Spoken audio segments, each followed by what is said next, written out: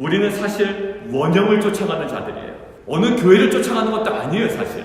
어느 목회자를 따라가는 것도 아니라고요. 우리는 원형이신 예수 그리스도를 쫓아가는 교회. 그래서 우리가 십자가의 삶으로 세상의 빛과 소금을 감당하려는 이유는 십자가 복음을 따라가는 어느 교회가 좋아서 따라가는 것이 아니라 원형이신 예수 그리스도가 보여주신 삶이고 우리에게 부여하신 자기 부인과 십자가의 삶이 있기 때문에 그 원형이 있기 때문에 살아가는 공동체인 줄 믿습니다. 지금 멜기세덱은 무엇을 중심으로 읽혀지고 있습니까? 예수 그리스도 중심으로 읽혀지고 있어요. 결국 우리의 고난도 예수 그리스도의 십자가의 고난으로 읽어야 돼요. 우리가 취할 영광도 예수님께서 하늘에서 취하신 하늘의 영광의 관점에서 읽혀져야 돼요. 멜기세덱에 관해서는 내가 할 말이 많지만 내가 좀 안 해야 되겠다. 지금 할 수가 없다라고 얘기하죠. 무슨 얘기했습니까? 그 다음에 너희가 지금 젖을 먹고 있다. 좀 단단한 음식을 먹어야 되는데 그 이야기를 하고 경고의 메시지가 주일날 나오고요. 그 다음에 이제 어제 메시지는 조금만 기다려달라. 내가 이룰 테니, 내가 꼭 반드시 그것을 할 테니 조금만 기다려달라. 그런 배경입니다. 그리고 나서 이제 다시 내가 멜기세덱에 관해서는 할 말이 많았지만 잠시 미뤘죠. 그 얘기를 이제 다시 하십니다. 하시려는 목적이 있어요. 그 관점에서 7장 1절 함께 읽겠습니다. 시작. 이 멜기세덱은 살렘 왕이요 지극히 높으신 하나님의 제사장이라. 여러 왕을 쳐서 죽이고 돌아오는 아브라함을 만나 복을 빈 자라. 자, 아까 말씀드린 대로 토요일 본문 5장 11절에 멜기세덱에 관해서는 내가 할 말이 많다라고 이야기를 했죠. 근데 아직도 젖을 먹고 있으니 믿음과 오래 참음으로 약속을 받으라. 잠시 중단이 되어 있었습니다. 근데 잠시 중단되었던 그 메시지가 다시 이제 멜기세덱의 제사장 직분을 집중 조명합니다. 할 말이 이제 있다라는 거예요. 이 말은 멜기세덱이 중요하기 때문에 다시 시작하는 것은 아닙니다. 멜기세덱을 이야기하려고 하는 진짜 목적은 내일 본문 이후에 나와요. 그래서 오늘 많은 학자들이 이것을 종의 본문이다라고 이야기합니다. 왜요? 주된 본문이 아니라 종의 본문이래요. 결론을 내리기에는 참 애매하다라는 거예요. 왜요? 결론은 뒤에 있기 때문에. 그러나 오늘 본문에서 충분히 저희가 묵상해야 할 포인트가 있습니다. 결국 이것은 멜기세덱을 말하려는 이유는 그 뒤에 나오는 예수 그리스도의 그 탁월성을 강조하기 위한 종의 본문이에요. 그러나 이것은 굉장히 의미가 있어요. 자, 유대 사람들에게 질문이 하나 있습니다. 어떤 질문일까요? 지금 이 이야기를 들을 때 제사장은 어느 지파에서 나오죠? 레위 지파에서 나와요. 그래서 거기서 아들에서 아들로 이어집니다. 그런데 질문이에요. 예수님은 레위 지파가 아니라는 거예요. 유다 지파예요. 그런데 어떻게 제사장이 될 수가 있겠냐? 왕까지는 이해하지만 어찌 제사장이 될 수 있겠냐라는 것은 유대인들에게 드는 아주 상식적인, 기본적인 그런 질문이에요. 자, 예수 그리스도가 제사장일 수 있는 이유를 하나의 모형을 들어서 이제 설명하려고 합니다. 그 모형이 누구냐고요? 멜기세덱이래요. 레위 지파 아닌데 예수님 어찌 제사장이 될 수 있지? 라고 할 때 하나의 모형을 들어요. 그게 멜기세덱이에요. 그런데 원형은 누구라는 겁니까? 원형은 예수 그리스도예요. 그러니까 멜기세덱이 원형이 아니에요. 멜기세덱과 같은 제사장 자꾸 이러기 때문에 우리 안에는 멜기세덱이 원형이고 예수님이 그것을 따라서 걸어간 것 같아요. 근데 그렇지가 않대요. 누가 원형이냐면 예수님이 원형이고 이 원형을 나타내기 위해서 하나의 모형이 주어졌는데 그것이 멜기세덱이에요. 자, 질문이 있습니다. 그러면 멜기세덱은 역사적인 존재일까요? 아니면 천상적인 존재일까요? 학자들이 여러 가지 이야기합니다. 이 사람이 역사적인 존재이냐 아니면 천상적인 존재이냐. 보세요. 역사적인 존재라고 한다면 어디서 걸려요? 3절에서 걸립니다. 오늘 본문의 3절. 아버지도 없고 어머니도 없고 족보도 없고 시작한 날도 없고 생명의 끝도 없어요. 이 사람이 역사적 존재라는 사실이 조금 애매해진단 말이에요. 자, 그러면 천상적인 존재다. 3절을 근거로. 그렇다면 1절과 2절에 나온 이러한 아브라함과 대면한 역사적 사실에 또 약간 맹점이 생긴다고요. 그래서 학자들이 이 두 가지를 다 취합니다. 어떻게 해요? 천상적인 존재임과 동시에 역사적인 존재이다. 이것은 누구의 모습과 비슷합니까? 예수 그리스도의 모습과 비슷해요. 그는 완전한 하나님이시나 그리고 또한 완전한 인간이셨다라는 거예요. 누가 원형입니까? 예수 그리스도가 원형입니다. 근데 그것에 대한 모형이 누구예요? 멜기세덱이에요. 저희가 시편 110편 한번 찾아볼까요? 4절 함께 좀 볼게요. 여호와는 맹세하고 변하지 아니하시리라. 이르시기를 너는 멜기세덱의 서열을 따라 영원한 제사장이라 하였더라. 이것은 다윗의 시입니다. 여기서 이미 멜기세덱의 서열을 따라 영원한 제사장이라 하였더라. 누구를 얘기합니까? 1절에 보면 여호와께서 내 주에게 말씀하시기를, 내 주는 누구를 얘기하냐면 후에 예수 그리스도를 얘기합니다. 그 예수를 멜기세덱의 서열을 따라 영원한 제사장이래요. 이게 원형이에요. 다윗은 그것을 보고 있어요. 근데 이 원형을 드러내기 위해요, 멜기세덱을 하나의 모형으로 사용하는데 아버지도 없고 어머니도 없대요. 족보도 없고 시작한 날도 없고 생명의 끝도 없대요. 그게 누구와 닮았대요? 하나님의 아들과 닮았대요. 그래서 항상 제사장으로 있대요. 누구를 닮았다? 오히려 후에 있는 하나님의 아들과 닮았대요. 누가요? 멜기세덱이에요. 그러니까 누가 원형이에요. 강조하지만 예수 그리스도가 원형이에요. 아직 주님은 나타나지 않으셨어요. 그러나 그 원형이신 예수님을 드러내기 위한 이 멜기세덱이래요. 이 당시에 많은 학자들이 공이 이렇게 얘기합니다. 1세기에 이 당시에 랍비들이 성경 해석하는 중요한 원리 중에 한 가지가 있었대요. 그 중에 하나가 뭐냐면 토라에 없는 것은 세상에 존재하지 않는다 라는 성경 해석의 원칙이 있었어요. 자, 결국 뭐냐면 창세기 14장 18절 20절에 보면 갑자기 멜기세덱이 등장합니다. 아브라함이 1414 318부대 창세기 14장 14절 318명의 자기 용병을 이끌고 나가서 자기 조카를 구합니다. 승리를 하고 돌아오죠. 근데 갑자기 누가 나타나요? 멜기세덱이 나타납니다. 그 사람은 왕이래요. 그리고 제사장이래요. 복을 빌어줍니다. 복을 빌어주고 아브라함은 그에게 10분의 1 전리품, 승리를 거둔 전리품을 갖다 바쳐요. 왜냐하면 아브라함은 그는 누군지를 알고 있었던 것 같아요. 자기보다 더 위대하고 그럴 만한 사람이었던 거예요. 그러니까 자기의 승리의 전리품의 10분의 1을 갖다가 바칩니다. 자, 근데 거기에 그의 출신이나 그의 탄생이나 그의 죽음에 대해서 아무런 얘기가 없어요. 갑자기 나타나 사라져요. 꼭 에녹과 같아요. 그리고 엘리야의 갑자기 승천하는 것 같아요. 신비의 영역이 거기에 있다고요. 그래서 이 랍비들이 뭐라고 해석하냐면 침묵하고 있는 그 영역, 성경에 기록되지 않은 그 영역, 그거를 뭐라고 여기죠? 없다고 여깁니다. 이것이 그 당시 랍비들의 성경 해석의 중요한 원리였어요. 이것을 뭐라고 다시 얘기하냐면 침묵의 해석이라고 하고 또 침묵으로부터의 논증이라고 합니다. 그래서 말하지 않는 부분에 초점을 맞춰요. 이것이 성경 해석의 그 당시에 중요한 원리 중에 하나였어요. 성경이 말하지 않고 있는 부분에 대해서 초점을 맞춰요.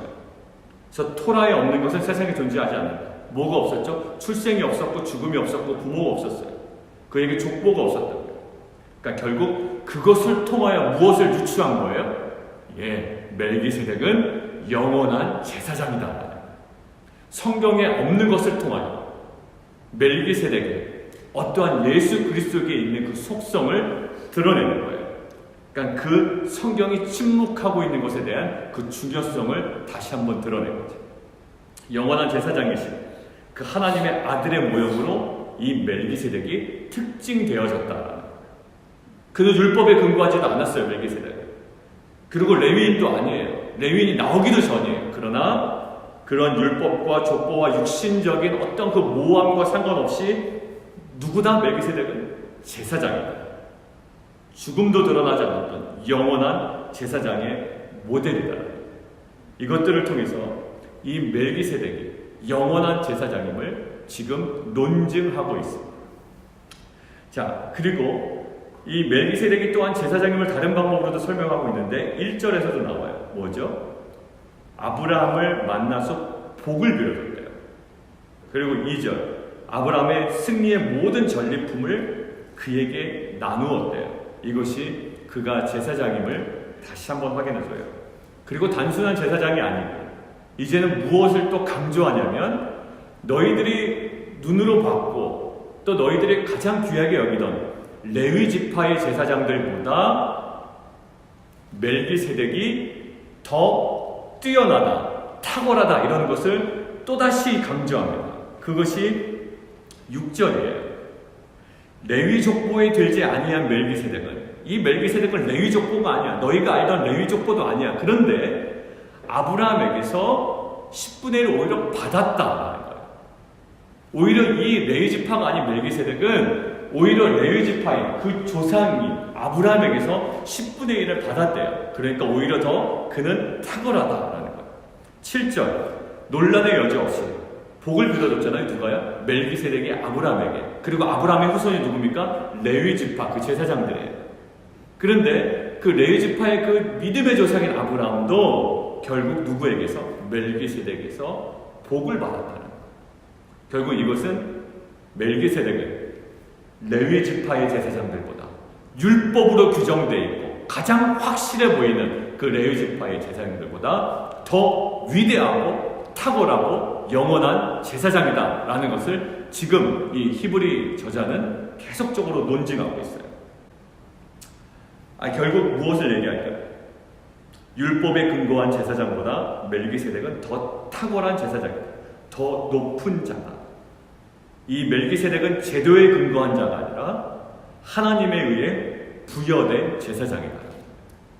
자, 아까 제가 서두에 말씀드렸죠. 이것은 종이의 본문이라서 설교적 결말이 어려운 본문이라고 했습니다. 그래도 우리는 좀 묵상해야 할 포인트가 있습니다. 유대인들이 무엇을 지금 계속 강조하고 있죠? 무엇에 가중치를 두고 있죠? 왜 유대교로 돌아가려고 했죠? 눈에 보이는 레위 지파의 제사장이 아직도 예루살렘에 있고 그 제도와 형식 속에 머무는 것이 더 안전하다라고 느껴요. 왜? 예수 믿어봤자 지금 핍박과 고난밖에 당하진 않아요. 그러니 우리가 그동안에 안전하게 민족적으로 역사 가운데 안전하고 죄사함을 받았던 유대교로 다시 돌아가고 싶은 거예요. 어디에? 형식과 제도 속에 다시금 자기를 가두기를 원하는 거예요. 그게 더 안전해 보이는 거예요. 자, 우리는 어떤 모습일까요? 제도 속에서 우리를 확인받으려고 해요. 나는 이러한 단체 속에 들어가 있으니까 괜찮아. 나는 이러한 교회를 통해서 이렇게 파송받았기 때문에 괜찮아. 여러분들 그게 의미가 있지만 그게 중심은 아니에요. 나는 어느 교회를 다니니까 괜찮아. 아니에요. 그것도 중요하지만 그것이 본질은 아니에요. 가장 중요한 게 뭘까요? 내가 주님과의 관계가 어떠한지가 중요해요. 내가 어느 교회에 다니느냐는 본질이 아니에요. 내가 어느 교단에 속해 있느냐는 본질이 아니에요. 내가 어느 교회 파송이냐라는 것은 본질이 아니에요. 오히려 그것보다 더 본질이 있어요. 내가 예수 그리스도께 속해 있느냐, 원형이신 예수니까 맞닿아 있느냐, 이것이 나의 정체성의 근원이 돼야 돼요. 그런데 우리는 제도 속에서 확인받으려고 하고 시스템 속에서 확인받으려고 하고 어떠한 네트워크 속에서 확인받으려고 하고 유력한 하나의 인물과의 관계 속에서 확인받으려고 해요. 나는 그 사람과 잘 맞닿아 있어. 그 사람 잘 알아. 그 사람이 나를 지원해. 이것으로 저의 정체성, 나의 능력, 나의 모든 것들을 확인받으려고 한다고요. 우리가 우리의 정체성을 확인받는 것은 무엇으로만 가능하냐? 오직 예수 그리스도로만 가능한 줄 믿습니다. 그것이 원형이기 때문이에요. 그분이 원형이기 때문에 그래요. 우리는 사실 원형을 쫓아가는 자들이에요. 우리는 어느 교회를 쫓아가는 것도 아니에요, 사실. 어느 목회자를 따라가는 것도 아니라고요. 그냥 맹목적으로 쫓아가는 교회가 아니에요. 우리는 원형이신 예수 그리스도를 쫓아가는 교회. 그래서 우리가 십자가의 삶으로 세상의 빛과 소금을 감당하려는 이유는 십자가 복음을 따라가는 어느 교회가 좋아서 따라가는 것이 아니라 원형이신 예수 그리스도가 보여주신 삶이고 우리에게 부여하신 자기 부인과 십자가의 삶이 있기 때문에 그 원형이 있기 때문에 살아가는 공동체인 줄 믿습니다. 여러분들 성경은 무엇으로 읽어야 된다는 거죠? 성경은 상식으로 읽어야 된다? 아니죠. 성경은 관념으로 읽어야 된다? 아니에요. 성경은 이론으로 읽어야 된다? 아니에요. 뭐예요? 성경으로 읽어야 된다. 많이 들으셨죠? 이것은 뭐예요? 성경은 더 깊이 들어가면 성경은 무엇으로 읽어야 된다? 기독론으로 읽어야 된다. 그건 뭐예요? 성경은 예수 그리스도 중심으로 읽어야 된다. 지금 멜기세덱은 무엇을 중심으로 읽혀지고 있습니까? 예수 그리스도 중심으로 읽혀지고 있어요. 멜기세덱이 누구에 비춰져서 읽어지기 때문에 예수 그리스도에 비춰져서 읽어지기 때문에 침묵되고 있는 것도 예수 그리스도의 영어성을 드러내는 모형으로 드러나게 되어 있다는 거예요. 결국 성경은 기독론적으로 읽어야 돼요. 성경은 예수님 중심으로 읽혀야 돼요. 오늘 멜기세덱도 원형이신 예수 그리스도 중심으로 읽혀지고 해석되어지고 있어요.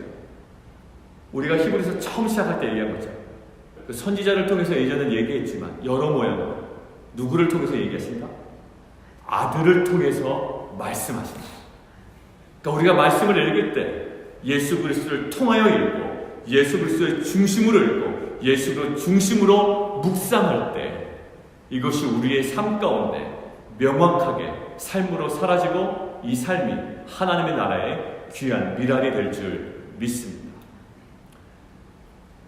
결국 우리의 고난도 예수 그리스도의 십자가의 고난으로 읽어야 돼요. 우리가 취할 영광도 예수님께서 하늘에서 취하신 하늘의 영광의 관점에서 읽혀져야 돼요. 현사적인 관점으로 많으니까 좋고 없으니까 불쌍한 것이 아니라 그 영혼의 관점, 소망의 관점, 예수 그리스도 보좌의 관점으로 이 모든 현실을 읽어내고 이 성경을 읽어내고 말씀을 읽어내고 삶으로 살아감을 통해 이제는 주일날 우리가 선포한 것처럼 세상으로부터는 자유롭고 우리가 한없이 이 공동체를 품고 나아갈 수 있는 귀한 공동체 되기를 원합니다. 이 시간 함께 기도하겠습니다. 그 어떠한 것이 아닌 아들을 통하여 지금도 우리에게 말씀하시는 그 주의 말씀이 우리 공동체 가운데 깊이 뿌려내리게 하여 주시고 하나님 그것이 우리의 믿음의 근간이요 소망의 근원이 되게 도와주셔서 어떠한 상황적인 어려움이 있을지라도 그 원형이신 예수 그리스도 바라보며 한 걸음 한 걸음 걸어가는 귀한 공동체 되게 도와주옵소서. 예수 그리스도의 이름으로 감사하며 기도합나이다.